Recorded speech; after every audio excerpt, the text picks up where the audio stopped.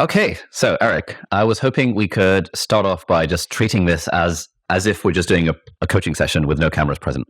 Cool. And then in round 2, which we'll do afterwards, I'll ask you about the backstory and the more cool, yeah, the more normal stuff. So let's say this is the start of a coaching session. How do we normally begin? How do we normally begin? Well, so the psychographic of the typical person that I work with, you included, is that they never give themselves enough time or credit for the things that have gone well, right? So they're immediately just looking at like the gap, the things that haven't been done or, aren't working out correctly. So as you know, we always anchor first with, well, what's gone well? What can we celebrate over the last 2 weeks? So yeah, over to you. What's gone well? What are the wins? Professional and personal. Professional and personal. Okay. I always have to look at my calendar for this because I can never quite remember, like, what have I actually done? But if I think of, so yesterday, Angus and I went to Paris for this mastermind hosted by a now friend of ours called Ravi. That was amazing. That was about how to scale your business and stuff. So we came away with like dozens of pages of notes and lots of action points, some of which I wanted to discuss with you in this session. Cool. So that's gone very well. Another professional win is that got set up in this new place for a few days, set up the studio, filmed 3 videos on the filming day a few days ago, which is a very productive filming day. Because normally we film like 1, if 2, if we manage to film 2 in a day, it's like, oh, it's a win. We filmed 3 in a day and it was super, super fun. And I'm back in London now, so we're filming in person. So Tintin came over, and so it was good kind of in-person vibes. And I guess number 3 professional win would be we're making solid progress on Productivity Lab, our upcoming productivity community type thing. And so we've got like we're 95% of the way there with the sales page. We're making the final tweaks to the offer. And I had lunch earlier today with a lovely lady called Charlotte Crowther, who is helping us with learning design and like curriculum build outs for the course and the community and all of that stuff. Cool. And what about personal? Personal wins. I hit the gym 2 days ago. Managed to move back to London. So that was a big move that sort of went off broadly without a hitch. The hitch is that I was meant to be in a different flat, but the guy vacating it apparently is hospitalized. And so he can't vacate the flat. And so the moving company put me up in this place, which is actually quite nice, for a few days. So hopefully the guy should be good. And then you're stationary then for a while.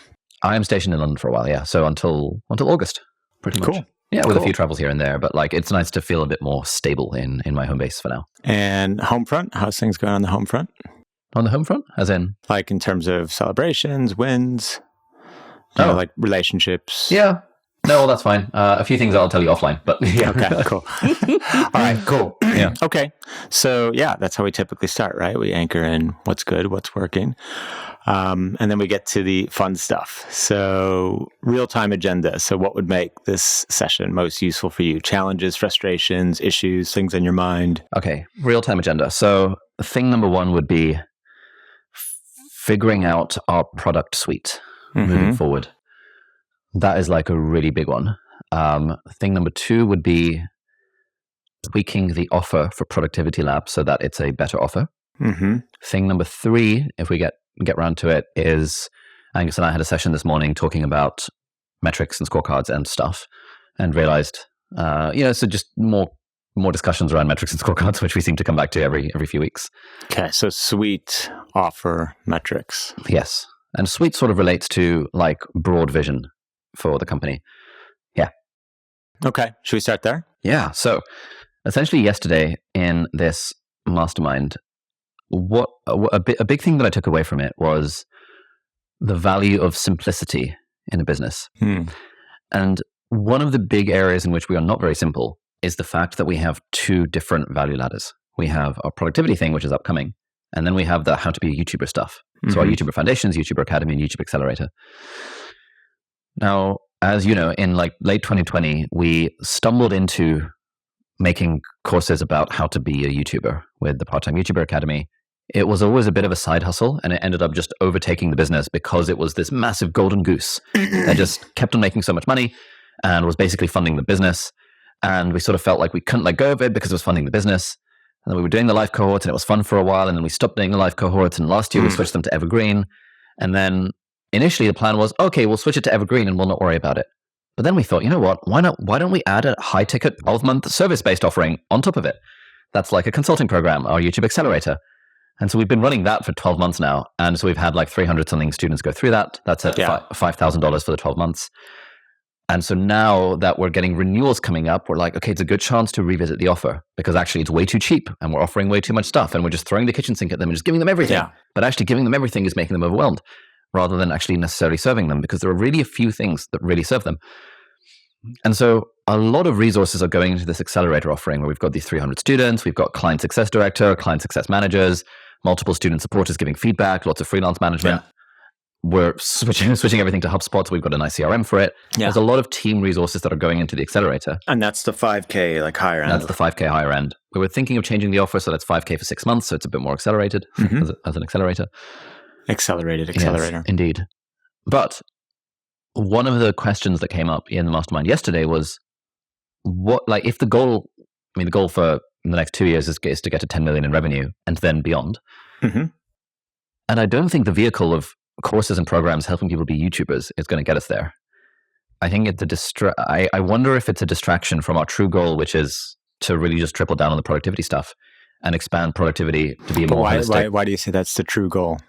Because I don't see myself a few years from now continuing to do videos about how to be a YouTuber. But I do see myself continuing to do content and workshops and events in the community and software around being more productive in all areas of work and life. But so the question is, so what's as a newspaper headline, what's the question then? The question is, should we kill the golden goose? And when you put it that way, what answer do you get to? The answer I get to is, it would be pretty exciting to kill the golden goose. Yeah. I also get to an option of like, maybe we don't have to kill the golden goose. Maybe we can just like allow it to slowly die off over time and not worry too much about it. Another answer that I get to is like, oh, we shouldn't kill the golden goose because like it's funding the business right now and we should be a bit more like risk averse and maybe see how the productivity stuff does before we kill the golden goose of the YouTuber value ladder. But then I think the productivity stuff isn't earning any money right now. Zero, yeah. We haven't even launched the product yet. Yeah. So can I just say, I think it's just absolutely nuts to think of killing your main revenue stream, right, from a product point of view without like the next product proven. Yeah. I mean, there's that whole necessity is the mother of invention, right? So you put your back up, against the wall, or like leap and the net will appear, all that sort of stuff. But I think it's like a much wiser move to at least get some traction on the productivity stuff and the offer before you kill that. And then the other thing that comes to mind is, are you sure you even want to kill it? I mean, I personally went through, that's how we, initially connected. So I went through your programs. And what's the overall mission of the company? To help people build a life they love. Okay, so through inspiring educational content, and products. So, give a man a fish versus teach a man a fish. How to fish. I mean, that's what I see the YouTube, academy, or the YouTuber suite, doing is that you're furthering your mission by helping other people also join in your mission. Because anybody who's going to start a YouTube channel is going to be doing that to help educate and teach other people as well. So, yeah, I mean, what is, just pause for a moment, like, how does that resonate with you in terms of, does this truly fit or not fit with your mission? So when I say kill the YouTuber suite, what I mean is we stop doing the accelerator as a very high-touch support-based offering. We keep the academy running, but we potentially either take the entire course and just give it for free as part of Productivity Lab. If you sign up to Productivity Lab, it's whatever the price is going to be, probably $1,000 a year. And you also get a free course, the YouTuber Academy, which previously we sold for $1,000. That really massively boosts the value of that offer. And or just putting the entirety of the YouTuber Academy course on YouTube for free. Because one of my theses about the world is that information is no longer a moat. And each week we get a few dozen sales of the YouTuber Academy. And each week we get one or two people out of those like 30 or 40 who buy it who say, I want a refund because there's nothing new here. And we do say to them up front, look, there's nothing new here. We're just packaging it all in one place. But like increasingly, the stuff that we were teaching in our YouTuber course 3 years ago was fairly novel. Like no one knew, oh my God, importance of titles and thumbnails, like idea generation systems. Wow. But now that stuff has become more mainstream in the world of YouTubers. People are making free YouTube videos about it. So why are we continuing to charge for what is, at the end of the day, just information when we could further the moat around our YouTube channel by just putting the world's best YouTuber course for free on YouTube for anyone to follow? And if they want the implementation, i.e. they want a community to help them take action and stuff, they can then sign up to Productivity Lab, which is our membership thing. That would be my version of sort of killing the golden goose. Put it for free on YouTube and use it as lead gen for Productivity Lab. And then Productivity Lab becomes like the one product that we sell that's hopefully recurring revenue, where any future course that we make is just freely available as part of Productivity Lab. It becomes our sort of all access pass, our sort of masterclass. Yeah. You just buy the subscription, cool. It gives you the implementation, it gives you the support, and it gives you all of this content that you wouldn't have otherwise had access to. And so the hypothesis there is that somebody who buys a Productivity Lab course also is going to see value in the YouTuber stuff. Yes. Not everyone. But the hypothesis is that someone who buys... The hypothesis is that if we continue to try to charge for self-paced informational courses, we will end up falling behind. And if we were to view our information as always being free, but the way we make money is through implementation, support, accountability, software, that I think would take us a lot further along our mission of doing, like our goal of doing tens of millions in revenue, rather than continuing to charge for information. And so with the YouTube product suite, you have the accelerator for $5,000. Yeah. And then the self-serve is how much? $1,000. And so it's the self-serve only that you're thinking about putting into product? Yeah, I mean, so the accelerator is basically the self-serve, plus you get a one-on-one account manager, you get office hours with the team, you get like video feedback on your videos. Yeah. And so there's a high service-based requirement from our customer success team for the accelerator. And so in this world where we were to not do that, we would put all those resources into Productivity Lab to make the community and the client success for Productivity Lab just world-class.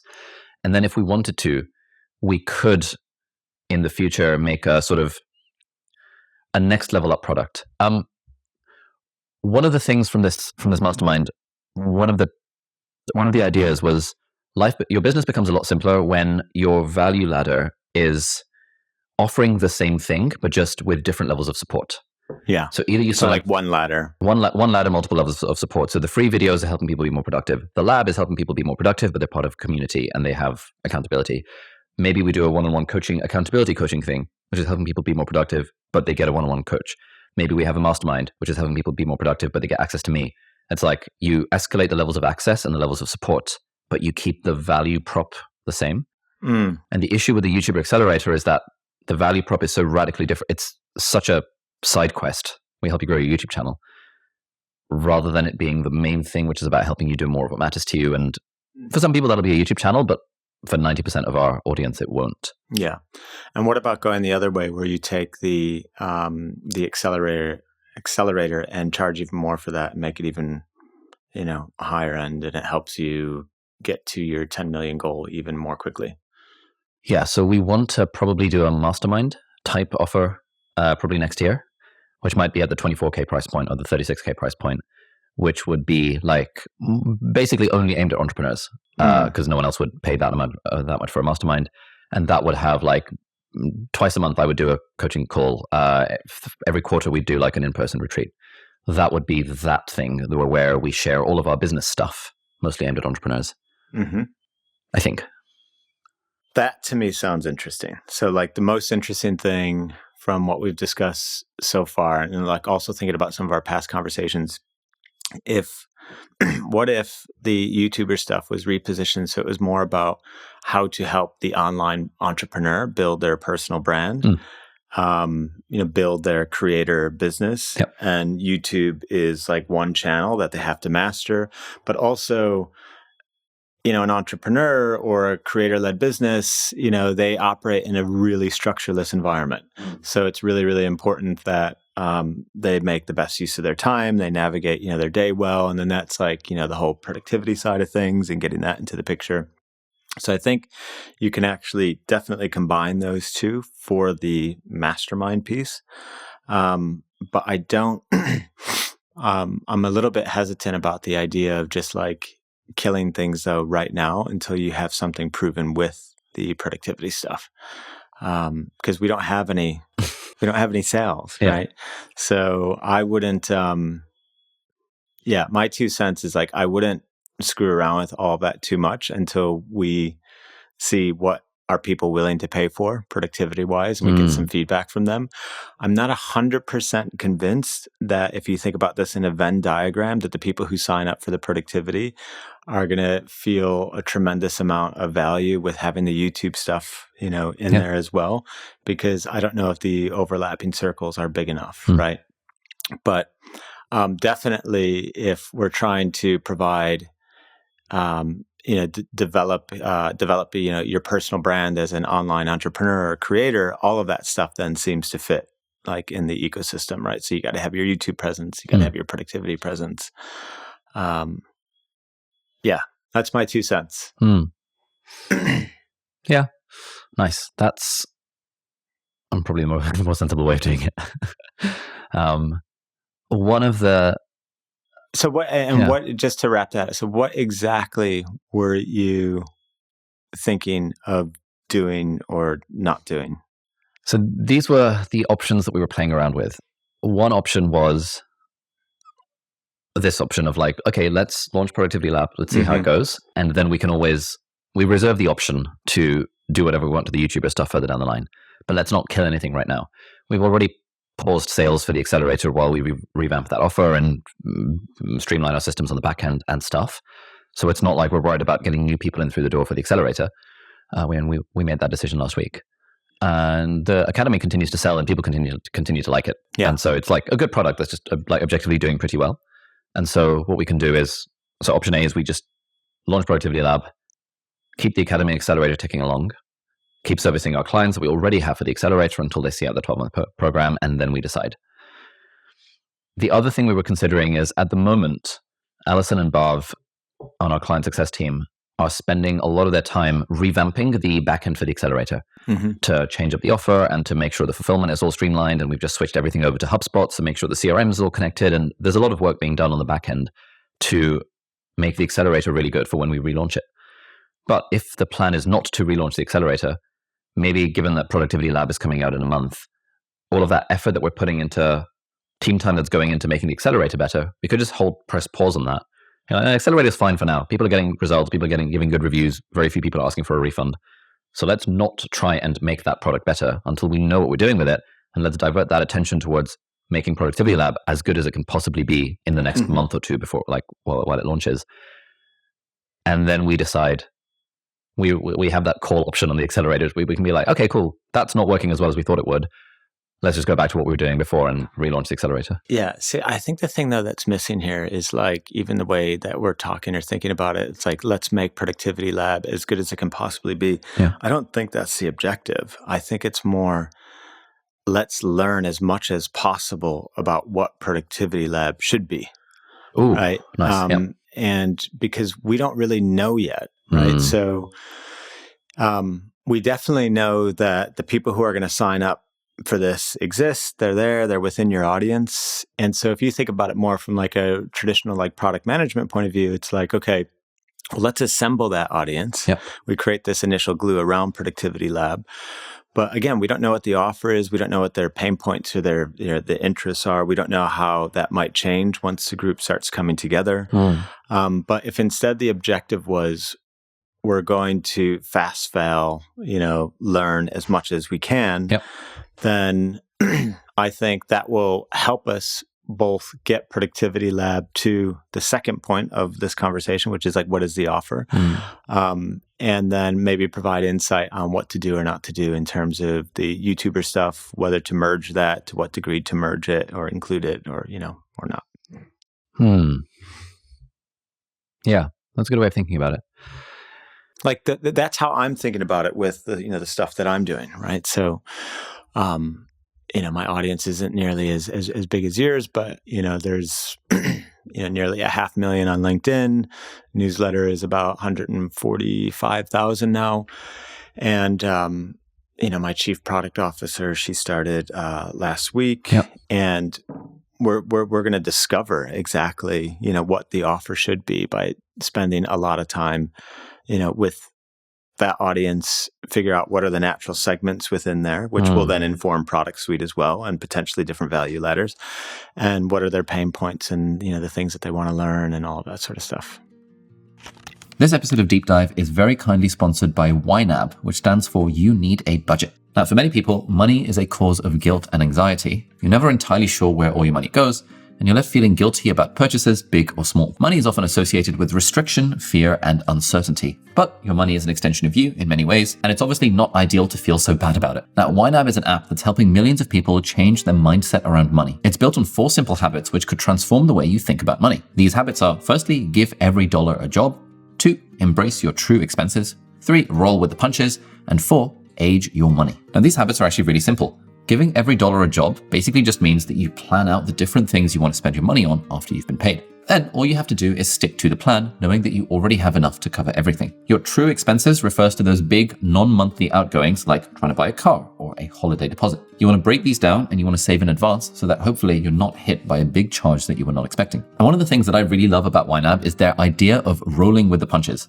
Because sometimes life does throw things at you, like a piece of tech breaks and you need to have it fixed, or you get your stuff stolen from the back of your car, like happened to me, or a pipe burst and you have to call a plumber. YNAB helps you set money aside in advance to help cushion you from life's unexpected expenses. They also recognize that we can feel really guilty for spending money. So if you do spend more than you planned, that's totally okay. Just move your money to wherever it's needed. It's yours at the end of the day. And you can even age your money, spend less than you earn, and have a nice stack of saved money waiting for your bills as they come in, not the other way around. In an ideal world, money really shouldn't be scary or stressful for us, and we actually have way more control over our money than we often think. So if you're interested, you can try out YNAB today, and you can see if this approach to budgeting can make a difference in the way that you think about money. So thank you again, YNAB, for sponsoring this episode of Deep Dive. This episode of Deep Dive is being very kindly sponsored by Trading 212. Now, investment and trading can seem pretty complicated, especially if you're a beginner. I've made a bunch of videos about this, and the thing I always recommend is to just invest in low-cost, broad stock market index funds, which you can actually do completely for free with Trading 212. It's a great app that lets you invest in stocks and shares and funds completely for free. And what I love about Trading 212 is that it's also got a bunch of really helpful features that, especially if you're a beginner to the world of investing, it can help you kind of learn the ropes without actually putting money at risk. You can actually trade initially with fake money, and you can see how you would have performed without actually putting real money on the line. And then once you're ready to put real money in, you can always switch to the real trading interface. The other cool feature that I really like is pies and auto investing. So pies are different like allocations of stocks and shares and funds that various people on the internet have come up with. And some of them are even like professional finance people. And then if you want, you can just copy and paste someone else's allocation of funds and stocks and shares into your own account. So you can benefit from other people's experience without actually having to do any research for yourself. Obviously, the thing I always recommend is to just invest in index funds. But if, like I do, you like to play around with like 5 to 10% of your portfolio with individual stock picking, the pies and auto invest feature is great for that. There is also support for multi-currency accounts, which is absolutely amazing. So if, like I do, you invest loads of money in the S&P 500, that is a US fund. And normally when you invest in US funds, at least from here in the UK, you're hit with all sorts of foreign exchange fees and all that stuff. And so the fact that Trading 212 has multi-currency accounts means that you can trade without getting hit with all these various fees. If you have an Invest or an ISA account, then Trading 212 gives you a bonus as well, which is interest on uninvested money. The interest is paid out every day and you have full flexibility. There are no minimums or ceilings and you can withdraw the money literally whenever you want. They've also just launched a new offer of 5% yields on GDP, 4.2% on euros, and 5.1% on US dollars, and many more currencies through qualifying money market funds. With over 24,000 reviews on Trustpilot, Trading 212 is an amazing platform to get started with investing. So if you click the link below in the video description or in the show notes, that will take you a page which will give you instructions on how to sign up. And when you sign up, you'll also get a free share, which is worth up to £100. So it's free money and there's no reason not to do it. Thank you so much, Trading 212, sponsoring this episode, and let's get back to it. Is there something to be said for like taking a more Apple approach to this? Of like, we know what we want to build. Yeah, definitely. We have a strong creative instinct for it. Let's just do it. Versus like, Steve Jobs. Nobody said to like Henry Ford. No, was it? What's the quote? If I would have asked people what they wanted, they would have told me a faster horse. Yeah. There is definitely that. And that is an intuitive felt sense sort of thing. Nobody told Steve Jobs that they wanted the iPhone. He's like, oh, okay, it's so perfect that you wanted that because here it is. So this is the dilemma that we've been in for a few months where. But I think, but I think the key thing though here is, I think so much, because you're in the 0 to 1, strategy formulation stage where strategy is figured out. It's less about trying to get it right, beforehand, and it's more about organically discovering it after you get moving. And I think once you get moving with Productivity Lab, and again, you get people in, you will get more insights. You don't have to interpret that as, oh, and so I'm just going to, insights in terms of everyone's going to tell me what they want. No, you might come up with your own, Model T Ford or Apple iPhone ideas, but it's going to still be organically informed by what you're learning along the way. Yeah. I just don't think you're going to get it right from the outset. That's a good point. So what we found with the accelerator, so we did this approach. We were like, let's sell people into this 5K 12-month offering, and let's take our best guess of what we think would be valuable. And then we got 250 people in, and we realized fairly quickly that okay, all of this stuff is good, but people are using things A and B more than things C and D, and things C and D are costing us a lot of team time, and we didn't quite appreciate the level of damn, we're giving them a lot for very small amounts of money in the grand scheme of things. But we felt we were tied into a 12-month offering where it felt like to be good to our students, we don't want to just take things away. We want to see them see through their package and stuff. And so the strategy, the fact that we sold a 12-month program felt like it stopped us from feeling like we could make changes to the program as quickly as we would have liked to, because then we've taken people's money and then they get pissed off, and there's a risk that they get pissed off. And our core thing is to, put our students first. As I say this, one solution is that we just do a 1-month offering. One solution is that we say when they sign up, hey, look, this is a beta. We're going to be changing things up. That's what I was going to say. If you feel like getting a refund at any point, just ask us and we'll give you a refund at any point, like that kind of thing. I think if you're just transparent and you say, we're not 100% sure about what this should be or shouldn't be.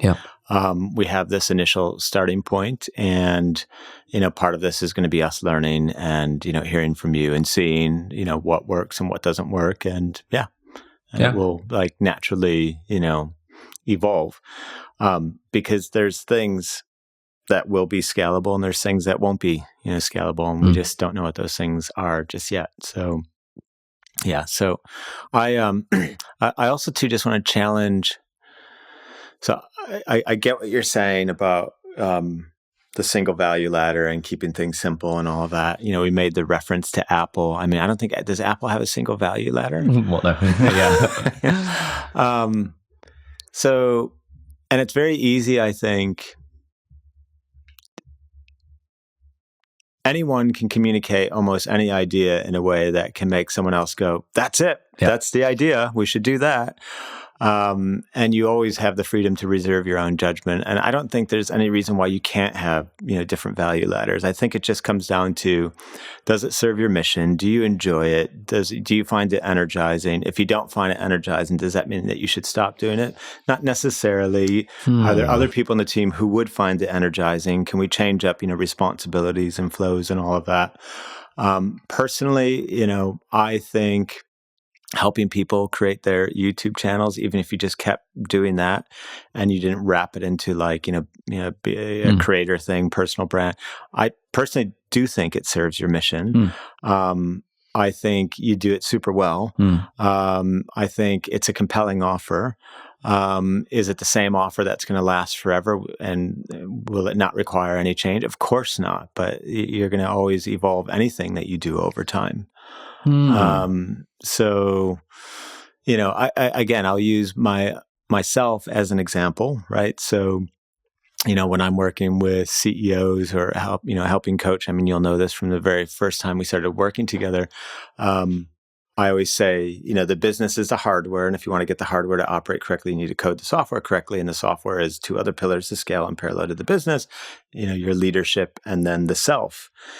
And, those also could become different value ladders, right? So it's like I could have a low, mid, and high point to help someone scale a business, help someone who is not an entrepreneur, but is just working in a leadership position to scale as a leader. And then the peak performance program that I do, that's almost like that's completely stripped out as well. And that's its own value ladder too, right? So I don't see issue with having these different things. And to me, it just builds out, from my point of view, for myself, it's just building out a more robust, like product portfolio with different entry points, for different people, depending on what they need. Okay. So as you were saying that, I was thinking, okay, yeah. I think the reason why I latched onto the idea of simplification so much is because our team seems to constantly complain that they're overwhelmed. And like, I can't believe we're launching this productivity thing while we're also trying to do the accelerator thing at the same time, and everyone's over capacity, and customer success always has fires happening in it, and it always feels as if like there's this sort of frantic energy of like building the cruise ship as we're already at sea, and also selling tickets for people to get helicoptered onto the cruise ship that we're sort of assembling as we go along. But that doesn't necessarily mean that you need to kill things. That could just be a sequencing issue. And it's like, okay, well, where are things good enough for now? Because you can't constantly develop and improve everything at once at all times, right? So where are things good enough for now? Let that stay. It's good enough. And, there's a great question from, I think it was from this book called The 4 Disciplines of Execution. And I think the question is,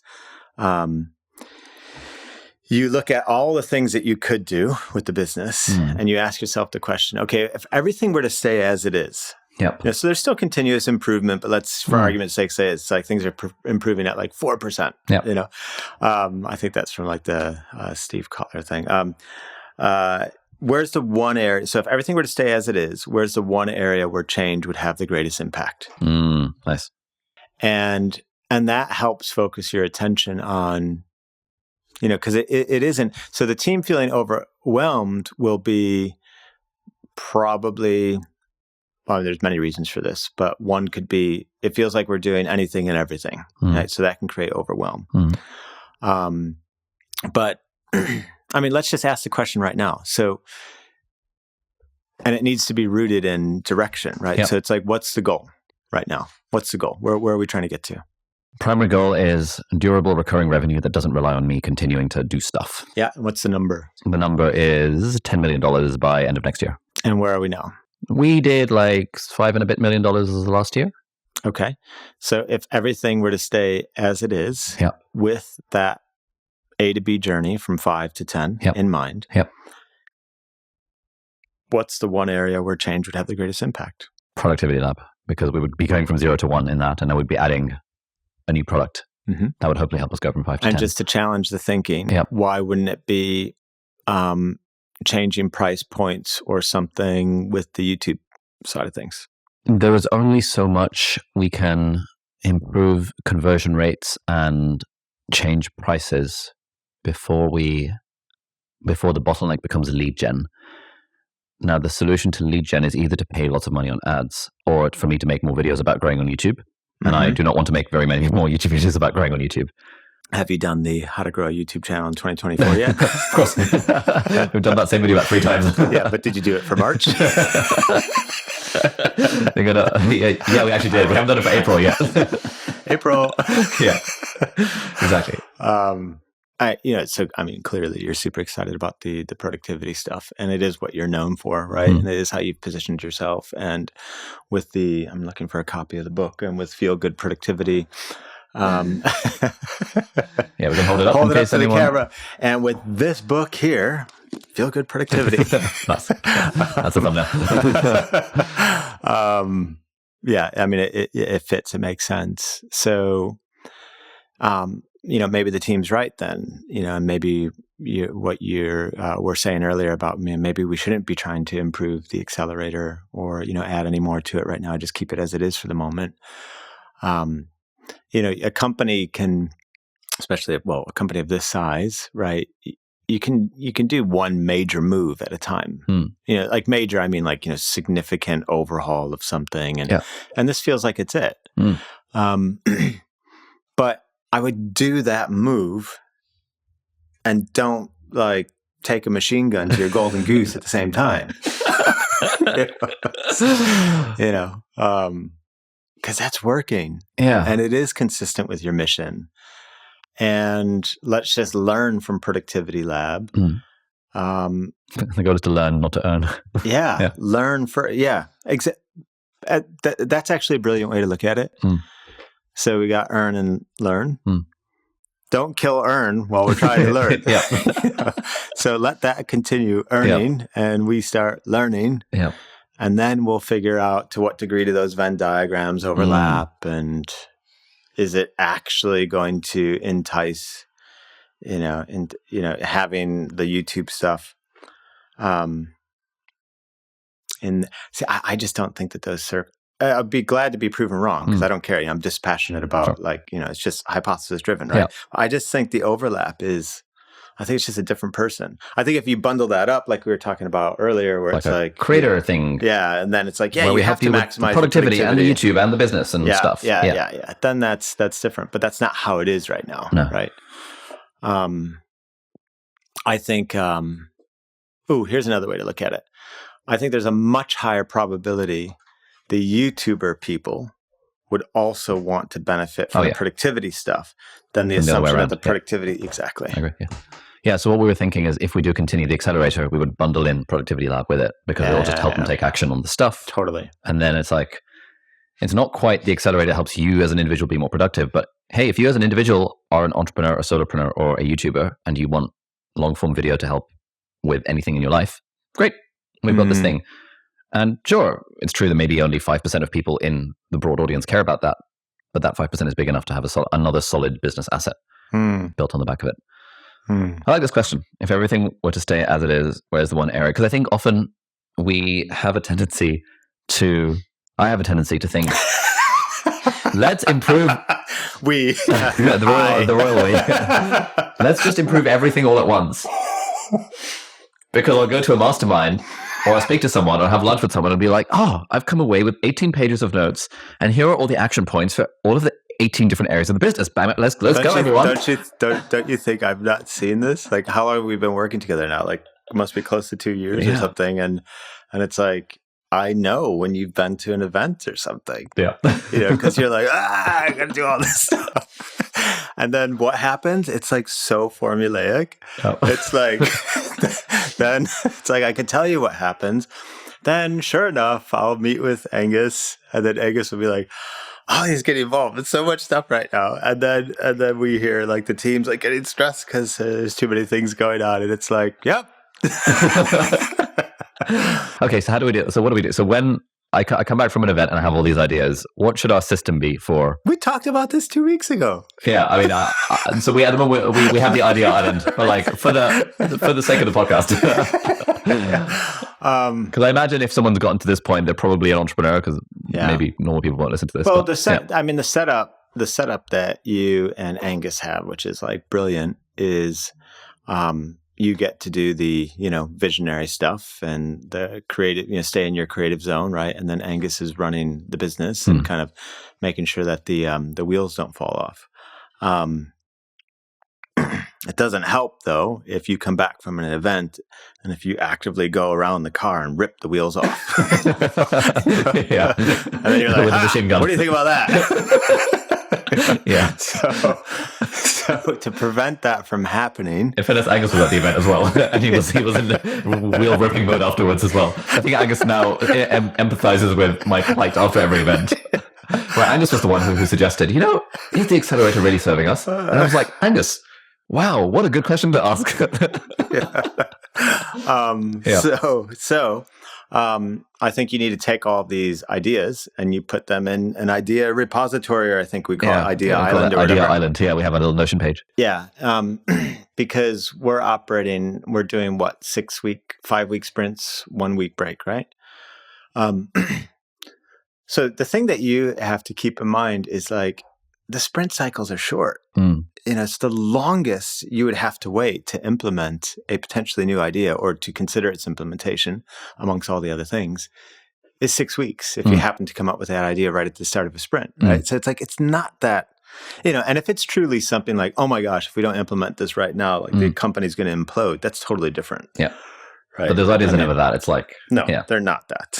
It's very rarely an ER situation. Yeah. But if it is, again, it's like, you don't even have to think about it. It doesn't apply.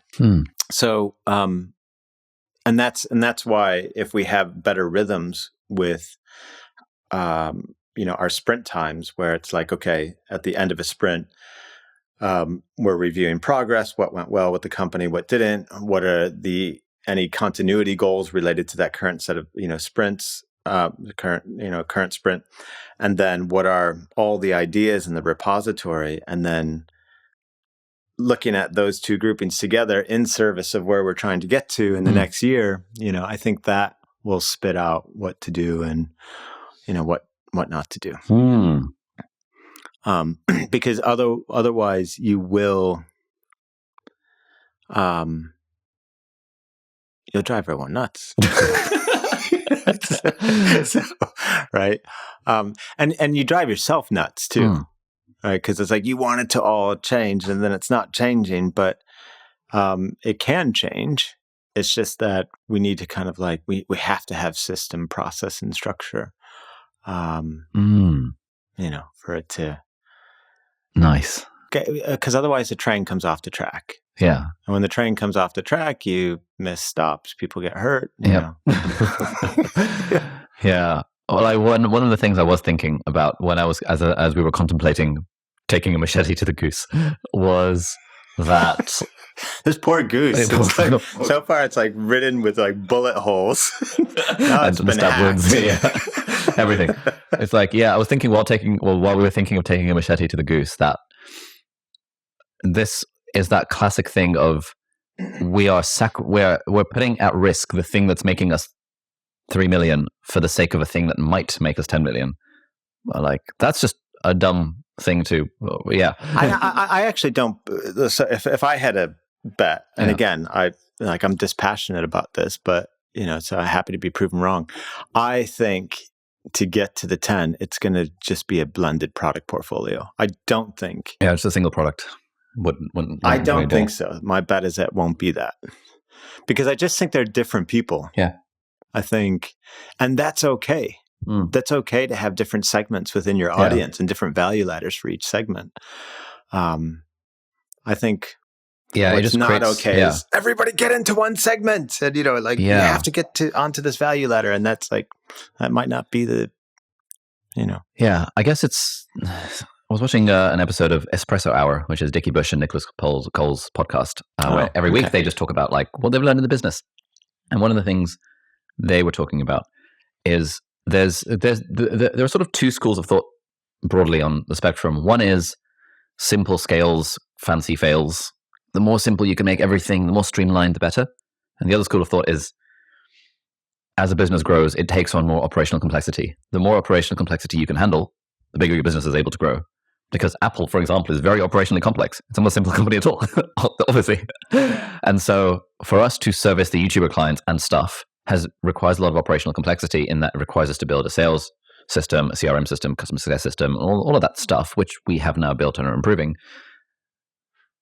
But it's only complex if you don't have enough people and systems to, handle the complexity. Yeah. If you have the right people in the systems, then, you just said it yourself. It's this is not a complex business. If you compare it to Apple or, no, exactly. or Google. So if they can manage incredible levels of complexity, we're not even how hard can it be? It's it's just having the right people and systems. That's how you scale. And ultimately, to me, even a further distillation on that point is it just comes down to the people, because the people, having the right people will help you come up with the right systems, right? So we could be, what's happening right now might be indicative of a future where, because I know how we're currently structured, right? It's commercial team, content team, but maybe that also then differs by. Yeah. Oh, well, you are in the, you're working on the Mac, and then these people are iPhone people. And, Yeah, because I guess, this is where this is where a bunch of things have stemmed from, where it's like, well, we've got a department called customer success, and therefore that customer success department should be in charge of customer success for the productivity thing as well. They're overwhelmed because now they're doing too many things. And I did say at one point, what if we just had different people for customer success for productivity? And then we were like, oh no, that doesn't make sense, because we've got a customer success department, so they should just do customer success for everything in the business rather than separating it out by product. And which could also work. Yeah, I mean, that can work, yeah. Right? Because you can have these matrix organizations, right, where it's like you have pillars by product, but then we have cross-functional support. Yep. With departments like HR, finance, customer success. So it's not to say that can't work. It's probably just more that those individuals at the moment, just that their plates are full, and either we need to change, the way work is being distributed, add other team members.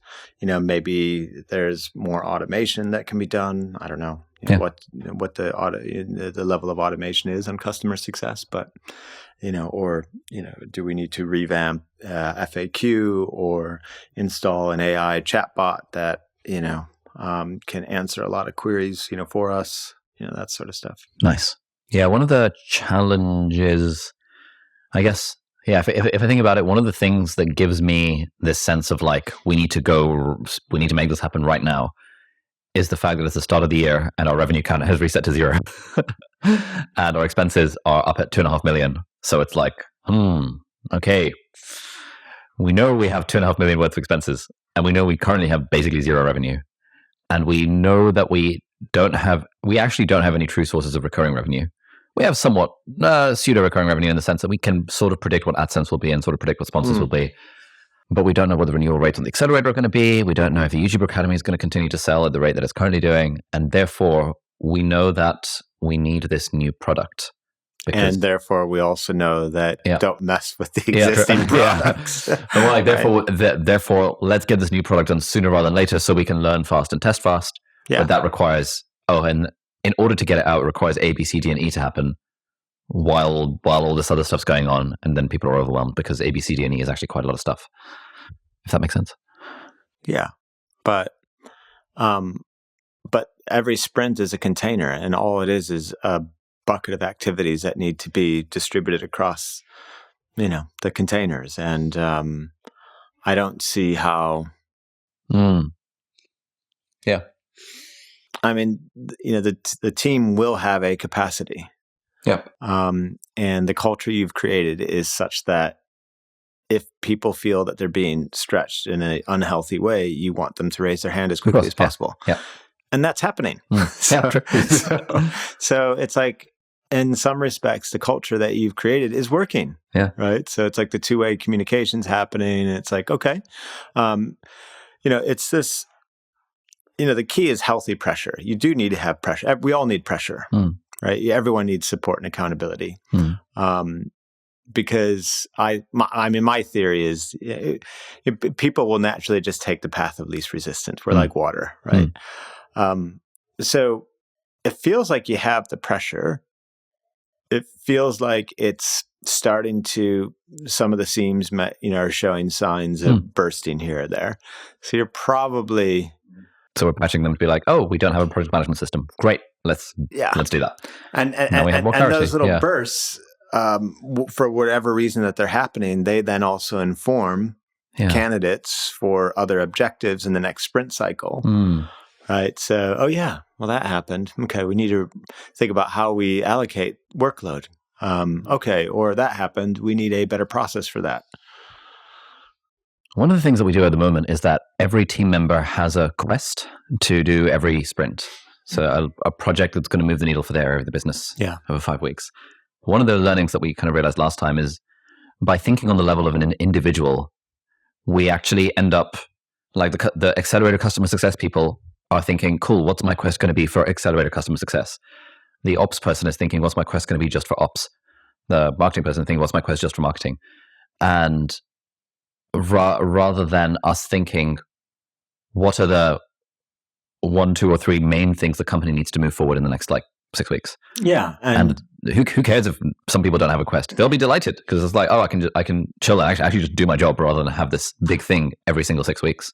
Well, I think the way to handle that so that everything still feels like it fits together is every sprint should use that question. If everything were to stay the same, where's the one area where change would have the greatest impact, to come up with like the overall theme, right?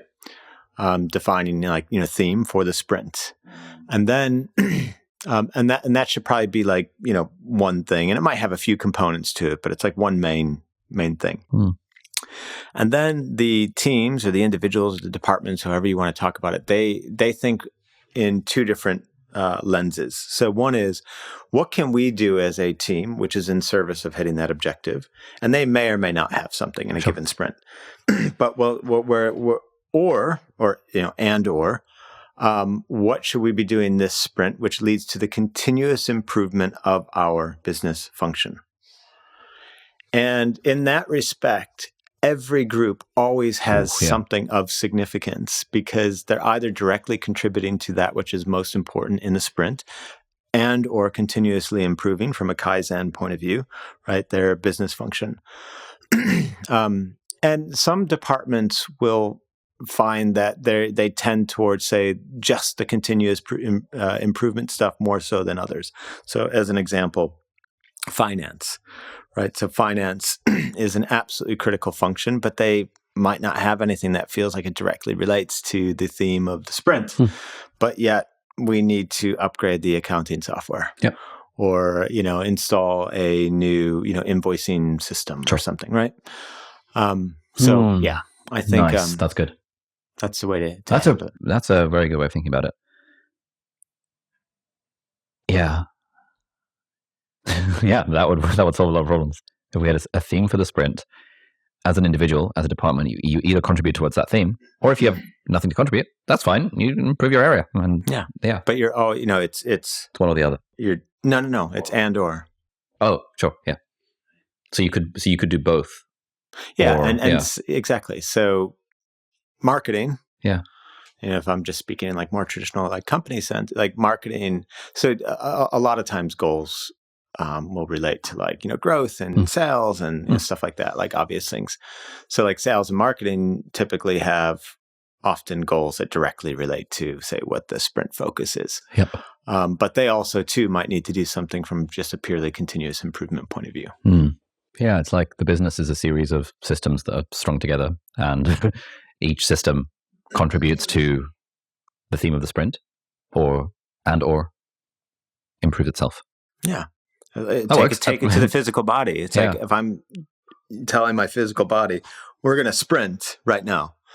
Well, the legs are directly involved, like the lungs are directly involved, but it's not like, I don't know, my eyes go, no, just shut off. Yeah. Because we don't need to, they still need to stay on. They still need to do stuff.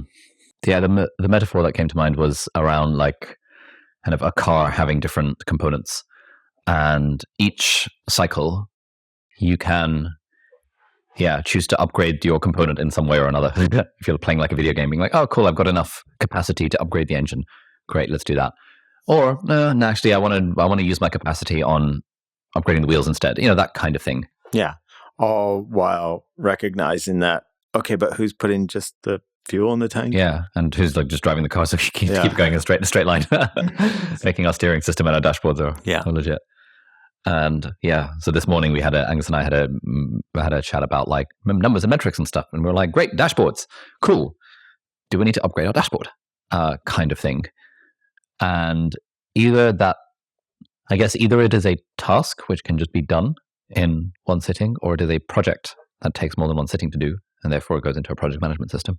In fact, even as a task, it should go into a project management system of some sort. I think that's what we're realizing, that I think in the past we tried to have like a centralized, everyone put their tasks in Notion, and it was cumbersome and no one did it and no one ticked things off. But now we've realized, especially because Notion project management is now like a thing built into Notion. Oh, you can have sprints, you can have projects, and you can have tasks. Damn, that's useful. Let's just have a list of all the projects everyone's working on, and great. have the discipline to put tasks in there and assign them. And I have Angus just installed a system like this morning that like any task overdue every day just automatically gets pinged into Slack. So everyone can see, oh, my tasks are overdue. I haven't ticked them off. And now immediately, just in the last week, we've installed project management as a system in our company. And it's like, oh, we have much more clarity on all the things. And with metrics too, because I know you guys have talked at length and several times, about like, well, what are the metrics that we should be looking at? What if we just flipped it around? Like, what if you're just overcomplicating it? Like, what if the business is growing and you have a dashboard and there's a lot of things on there and some of the metrics are more important than others, but like it's working. Yeah. And is it perfect? No, but is it 80-20, 20% of the mental effort that you could spend on like metrics for 80% of the result? I mean, do you collect enough metrics and have enough visibility on them that you can avert disaster? Is it what's the answer? Broadly, yes. There are a few key ones we realized we weren't collecting until we started collecting those. Okay, but you're collecting them now. Yeah. Yeah. And you have the HubSpot work and all of this, which is going to give you more transparency in terms of, being able to do correct attribution by marketing channel. And then what does the lifetime value of those people look like as they come through the funnel? So that's going to like birth a whole new level of transparency and metrics that, we don't even know fully yet, but when we start to see them and they appear, we'll start to recognize some are more important than others. And, if I look at, again, just to keep things simple, when I think about my business,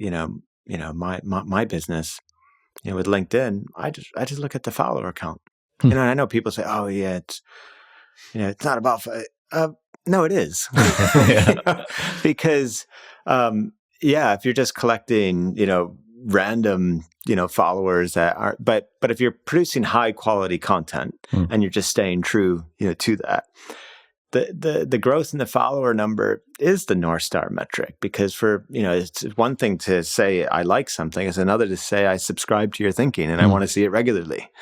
And then the other thing that I look at is I look out in the calendar to see, are there enough upcoming CEO, potential clients, that are booking calls. And other than that, keep an eye on like monthly cash flow. And every time we do a launch, are the sales tracking as we had expected and are they growing? And it's like, good enough. Yeah. So. But with metrics, what is it that you feel? So what was your original, because earlier you brought up, we've talked about metrics again and we're not sure and sort of thing. So like, what's the question? What's the uncertainty? Okay. Yeah. So the uncertainty is there is a long list of metrics that, given our level of complexity, I find useful to see so that I can get a read of how effective are each different part of the business. Converting those into, okay, but like, what are the top 5 or the top 10 is trickier, because while we're building certain aspects of the business, like the marketing engine, the sales engine, the customer success, like in the content side, I need to look at 3 or 4 metrics. I trust content team is doing what they want. We've been doing this for 7 years. We know our shit when it comes to content. When it comes to the commercial side of the business, there's like 24 metrics that like paint the whole picture. And I kind of want to see all of them because they all paint the picture of different steps along that along the funnel, which allow me to see like, hang on, our conversion rate's only 0.6%. Like, I know the industry average is at least 1%. What would happen if we could just double our conversion rate? We'd literally double our revenue. Shit, let's do that. That kind of thing. Or like, why do we have all these emails coming in from customer support? 300 a week seems a bit bizarre. Like, what's going on there? And I ask those questions, but other people in the team don't seem to ask those questions. And so for me, it's like the list of metrics I care about is actually getting longer and longer because of all the new stuff that's happening in on the commercial side. and trying to distill it down to like, okay, but if I had to pick 3, what would I pick? And it's like, yeah, but maybe back to an earlier part of the conversation, maybe it's because we're in the learning phase here. And so it's like, an area of the business that you want to go more deeply into. You're developing familiarity with all of these metrics. Yep. That's a good way of putting it. We're in learning mode when it comes to commercial side. Yeah. We're very much in execution mode when it comes to content because we've been doing content for years, but we haven't been doing commercial for very long. And so it's less about, why isn't this happening? It's more about, replace blame with curiosity, right? So it's like, instead of why isn't this happening, be like, oh, that's interesting. It's 300 customer success, inquiries. That feels like a lot. Ooh, feels like an opportunity, And so then, we could be doing some things differently, and that's going to improve sales because we'll probably have better retention and better word of mouth. And, conversion is only, what did you say, 0.6 or something? Yeah, that kind of thing. Whew. We're going to be rich. Yeah. Got free money on the table. So it's like, that's an opportunity. Yeah.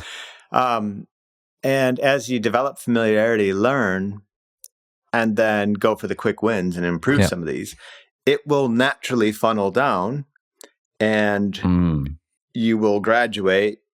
Your, continuous improvement will lead to improvement of various metrics. This stuff should go into the sprints, by the way. We're going to focus on reducing customer success. What's our X to Y? We want weekly inquiries. Our hypothesis is that if we get weekly inquiries from 300 to 50, it's going to be good for the business. How are we going to do that? Well, we're going to look at, what are the different types of inquiries that we get? Let's check that against FAQs. Is the self-serve on this good enough? Do we have an AI chatbot that could come in and take out 80% of these? All that sort of stuff. And then over time, like a year, 2 years later, your 24 metrics on the commercial side is, we've kind of improved all the quick wins. And really, it's just these 3, 4, or 5 that on an ongoing basis, are the true needle movers. Nice. That is super, super helpful. Yeah, just that shift in thinking from because everyone says like, you should only have, as a CEO or whatever, you should look at 5 to 15 metrics because more is like, you're not going to look at any of them. And I'm like, I actually kind of do want to look at all of them, but that's okay because we're learning and I'm becoming more familiar with the numbers, and I didn't know what conversion rate meant until a few months ago. And it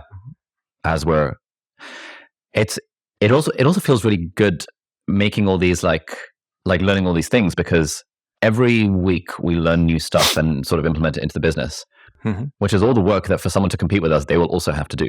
Totally. Unless they've already run businesses before and have all the information in their head and have teams that are way more experienced, and then they just build the thing. But like outside of that, this is all work that people have to. We're just building the moat around the product of the business. And you're polishing every little facet, and and it gets to the point where the aggregate compounding effect of that over time. That's what creates the strength in your brand positioning, the proposition, and all of that. So it's okay that there's loads of things to improve. You should be grateful that you have the team in place that can actually, attack, compartmentalize. But all of that stuff should go into the sprints. That's what are we doing as a business function? Is this in service of the theme for the sprint and or continuous improvement of what we do? Yeah. And in that sense, all of this stuff gets worked on all the time anyways. Sick. That's super helpful. Thank you. Yeah.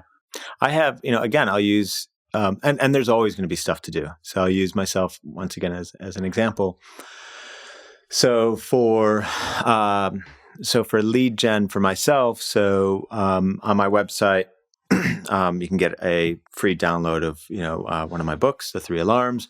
There's also this scale up assessment, which you took, that shows you where you need to improve as a CEO or a founder of your business. And there's also this peak performance assessment.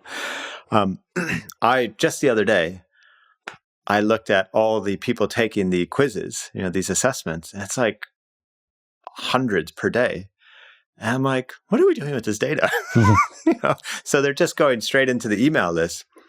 But there's a huge opportunity there when, for example, if a CEO says, I run a $30 million annual, recurring revenue business, it's why am I not being notified of those types of people who are and they have a low assessment score? That's like a very natural thing, like from a data point of view, that I should be kind of closer to, right? And then jumping on. Of course, I'm in this situation, I think similar, to you as well, where it's like, yeah, but the business is going so well that you kind of have this overflow, and you're in a fortunate enough position where it's okay.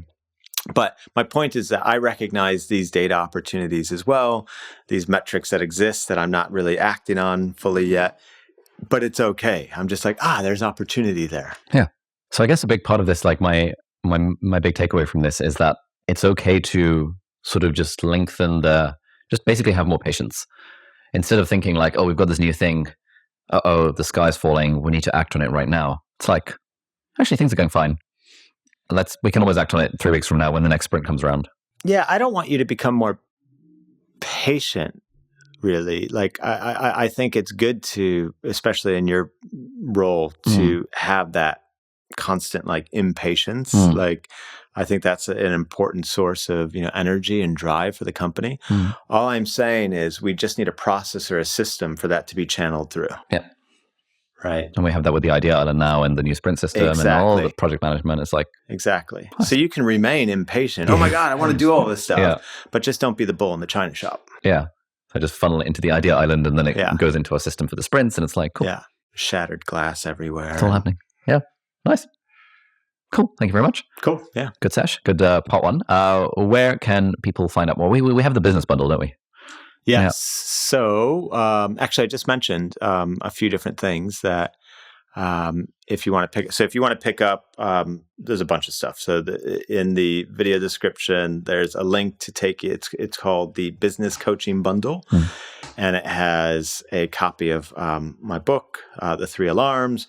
It has the scale-up assessment if you want to see how your business is performing, where it's strong, where it's weak, where you next need to focus. It has a peak performance assessment, which will essentially help you determine how do you close the gap between your current and best self across a few different dimensions. And you even have some stuff that you put in that bundle as well. So the ideal week template, which is like one of the first things that we talked about when we started working together. So how do you create your ideal week? And then you have the 90-day goals template in there. Yeah. So that's all for there. Free down in the video description or in the show notes, wherever people are watching or listening to this. Yeah. Any final words, wisdom for anyone who has gotten to this far in this specific aspect of our conversation? I think that let's bring it back to that question. Ask yourself professionally and personally, if everything, start professionally, ask yourself, if everything were to remain the same in my professional life exactly as it is, doesn't mean it's not growing, but just growing at continue the current rates, where is the one area where change would have the greatest impact? And then just go all in on creating change, like within that area. And then same, personally, is it on the health side? Is it, in your relationships? Is it in your, personal productivity? That's taking the 80-20 approach, right? 20% of effort for 80% of the result. Sweet. Thank you very much. Cool. All right, so that's it for this week's episode of Deep Dive. Thank you so much for watching or listening. All the links and resources that we mentioned in the podcast are going to be linked down in the video description or in the show notes, depending on where you're watching or listening to this. If you're listening to this on a podcast platform, then do please leave us a review on the iTunes store. It really helps other people discover the podcast. Or if you're watching this in full HD or 4K on YouTube, then you can leave a comment down below and ask any questions or any insights or any thoughts about the episode. That would be awesome. And if you enjoyed this episode, you might like to check out this episode here as well, which links in with some of the stuff that we talked about in the episode. So thanks for watching. Do hit the subscribe button if you aren't already, and I'll see you next time. Bye-bye.